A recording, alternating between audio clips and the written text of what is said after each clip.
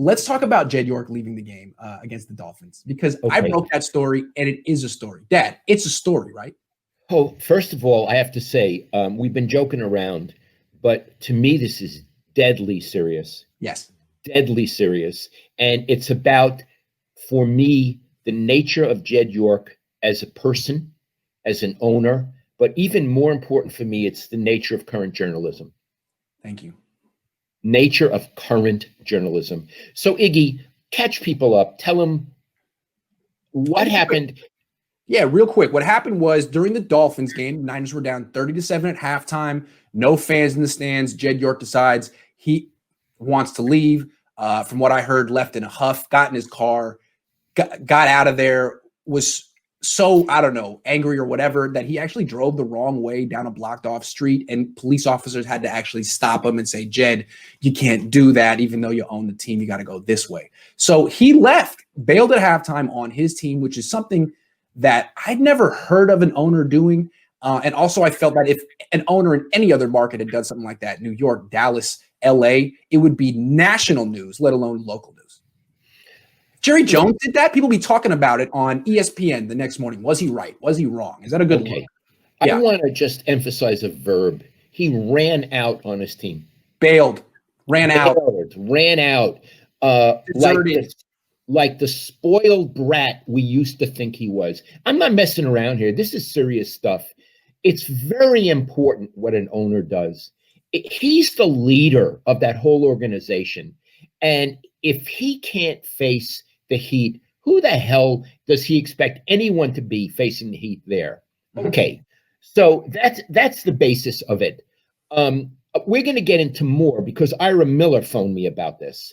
If you don't know who Ira Miller is, Ira Miller covered the 49ers from the late 70s into the early 2000s for the Chronicle. He's the greatest NFL beat writer of all time. He is the gold standard.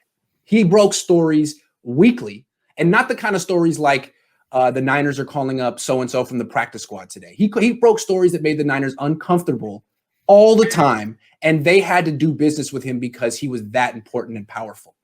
Okay, well, let's say what Ira did. So Ira called me at home yesterday, and he was laughing. You know, Ira used to live up here in Oakland by us, but they moved out back toward Chicago. But Ira and I are dear friends. We talk about every 2 or 3 weeks. And we covered the great Niner teams together.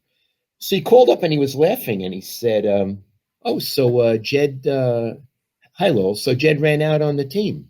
He said, you think that was news? And I said, well, yeah, Ira, I think it was news. I said, do you think it was news? He goes, hell yeah. What the owner does is news. And he said, what I want you to do, the reason I'm calling, I don't have Iggy's email. I want you to call Iggy and express to him my admiration. And the word the great Ira Miller used, please, and he calls him Iggy because he's known him since he was born. Please pass on my admiration to Iggy. It's the biggest compliment you can get in journalism from Ira. I mean, my God. It's like getting a Pulitzer. He's never passed on his admiration to me in my life. My God. I don't think he's ever praised me, Iggy. I don't think he ever praised me. Yeah. Isn't he in the Hall of Fame? He's in the Hall of Fame, right? Yeah, in the NFL Writers Hall. Of course. Yeah, he's in the Hall of Fame. Okay, go. All right. So I said, it's very interesting, Ira, and I appreciate it. But, the other reporters, none of the other reporters reported this, not even as a note, let alone an article. And Ira laughed and he said, things have changed a lot, Lowell, since we wrote. I said, what do you mean, Ira? He said, well, a lot of these people now want to be on the right side of the organization. I said, what do you mean by the right side of the organization? He said, a lot of them want the organization to like them. And he said, they didn't want to write this, I believe, about Jed, because then Jed, they'd be on the wrong side of Jed. Right. And he said, please remind Iggy of this. And you knew it, Lowell, and I knew it. We don't care if they like us. We want them to respect us. Mm-hmm. And he said it again. We don't care if they like us. We want them to respect us. Mhm. Well, how can you respect reporters who don't report news because they're afraid to report it? That's not You reporting. No, it's actually it's not reporting. It's not It's reporting. not reporting. It's It's like trying to. hyphenating. What'd you call it? Not reporting. It's one Yeah, word, not it's like reporting. you're trying to partner up with them. Hmm. How can we make money together? What's the best move for both of us here? What are you talking Well, about? You don't work for them. I don't know about their motivation of Yeah, I money. don't know what the motivation is. I have no idea what the motivation is. It No does clue. seem cowardly, It's weird. What's in and it for you? I know what's in it for Ira's, Jed.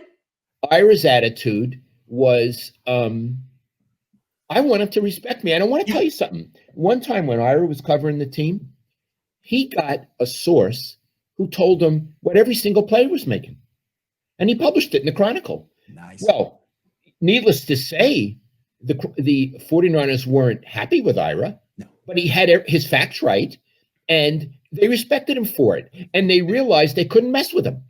Your job as a beat writer isn't just to break the news that the Niners are okay with you breaking. Keep in mind what stories your favorite beat writers break. Do they affect the Niners in any way, or is it just so and so is going on IR in 45 minutes? I was first on it. Yeah. Keep in mind if someone ever breaks a story that the Niners would be uncomfortable about, because that guy's an independent agent. And he's speaking truth to power. That's one thing journalists do. Now, the power in sports is not like the power in the White House, but you need to speak truth to power. You don't go along with their propaganda. I'll give another example. When I was at the Chronicle, one of the 49ers players, this was a long time ago, told me that, I got to tell you something, Lowell. Bill Walsh is drug testing us. It's against the law in San Francisco. We're incorporated in San Francisco. Check it out. It's against the law. He's breaking the law. I checked with some other players, and he was drug testing them because he was afraid of what was going on. Mhm. Well, I confronted Bill, and he had to admit it. I wrote a column. Bill Right. Walsh is illegally, and Bill Walsh has never changed his attitude toward me. We were whatever we were. He understood that I did my job. He didn't deny it. He tried to explain it, but the point is, he respected me for it. And later, we did a book together. I got to say, just from I wasn't alive in the 80s, and I only started being a journalist in the 2010s. But from what I've perceived is that in the 80s, the power dynamics between a professional team and a newspaper like the San Francisco Chronicle was kind of even. Your horsepower was up there with Joe Montana's or Bill Walsh. When I got into it, newspapers are dying. They have no clout locally or money. And these football teams have become billion-dollar enterprises. And the power dynamic is just, it's not even comparable. And what I've noticed is that most writers, and I'm not talking about anyone in particular, across the country are terrified of these organizations and feel that they need to survive as journalists. They need the team on their side, period. Okay. I have one final thing to say on this, what I consider really important topic. The people who cover the 49ers, and you're my friends, you should have written about what Jed York did. It's absolutely news. What the owner does, especially when he runs out on his team at a bad moment that he can't face it. And don't just listen to me. Ira Miller said it too. You don't have to judge Jed York for leaving, but you should write it, report it, describe it. It happened. Don't do Jed York a solid. When did he ever do you a solid? And what do you get from it other than compromising your own integrity?